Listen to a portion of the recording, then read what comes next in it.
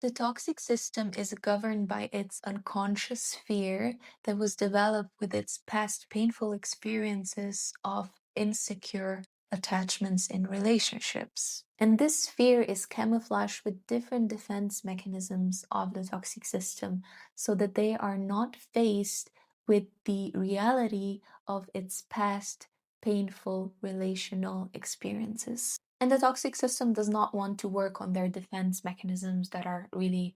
painful or unproductive or toxic, we might say. They want to keep them there, and they need the scapegoat to help them enable the defense mechanisms and affirm them so that they can stick by them and not truly look what's underneath the mechanisms. This means that the toxic system, in some ways, demands that the scapegoat develops the same defense mechanisms against acknowledging the pain and fear that's underneath,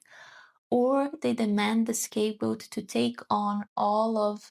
its unconscious projections that are there in order for the toxic system to not truly face their painful relational past experiences. So this means that the toxic system develops an illusion around the defense mechanisms that convey their reality, but it does not want to acknowledge the causes and what's underneath those defense mechanisms. So it sees the defense mechanisms as a way of functioning that's normal and adaptive and productive. But in reality, those defense mechanisms became rigid and toxic because they are used solely to preserve the status quo of not acknowledging the underlying pain of the toxic system. And the only way that we can work with our defense mechanisms is to firstly acknowledge them, that they're there and that they're rigid and that they need an update, that they became toxic over time. And yet, this is the capacity that the scapegoat possesses if they allow themselves to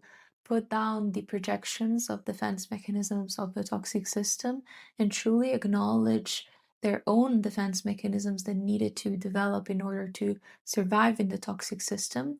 and see how they want to truly individuate and separate from the toxic system. And this starts by acknowledging the defense mechanisms and working through them and